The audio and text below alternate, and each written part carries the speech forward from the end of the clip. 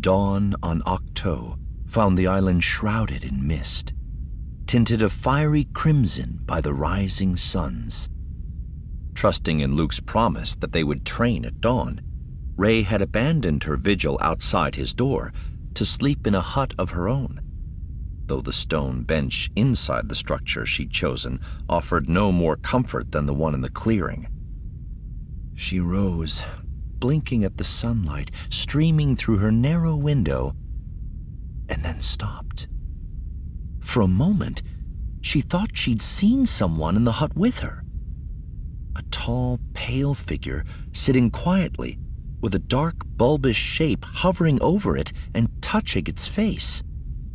And it was almost as if she felt something pulling at her own cheek, tracing a line up from her jaw. She looked up, and her eyes widened. Kylo Ren sat there, his cheek bisected by an angry red line, the wound she had branded him with in the snows of Starkiller Base. Its upper reaches were still stitched shut with sutures. Terrified, Rey fumbled for the blaster she carried in her holster, raised it, and fired. She thought she saw Kylo flinch as the blaster spat energy in his direction, the noise startlingly loud in the confines of the stone hut. But he wasn't there.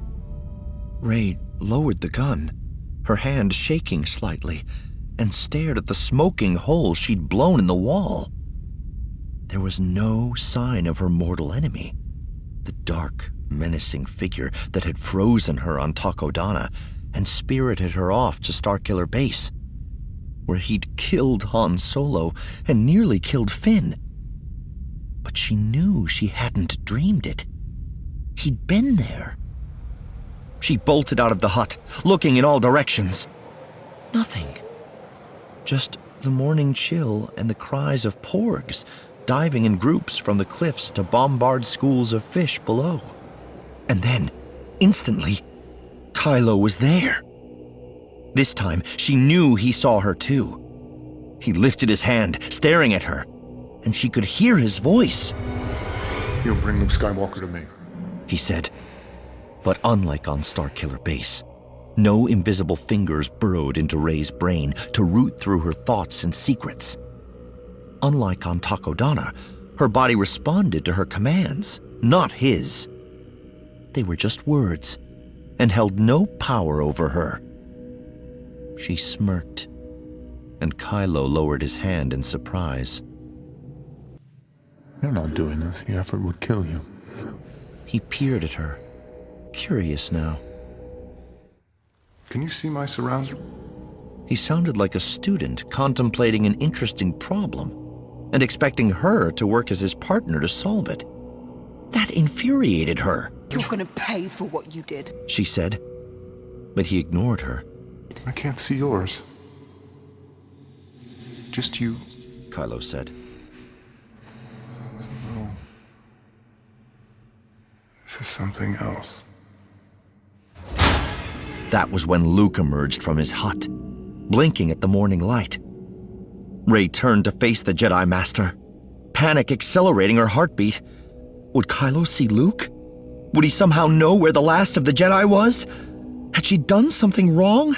Unlocked some gate that had desperately needed to stay shut? When she turned back, Kylo's expression told her instantly that while he might not have seen Luke, he had seen her reaction and understood what it meant. "Luke?" he asked, his eyes eager and hungry, like a predator catching its prey's scent. "What's that about?" asked Luke.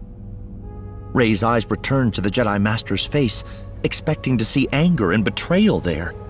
But Luke just looked puzzled, until, to her horror, he pointed past her, directly at where this strange visitation stood.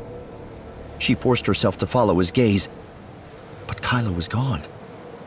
Luke was pointing at the hole in the side of her hut. Kylo was gone, but she and Luke weren't alone.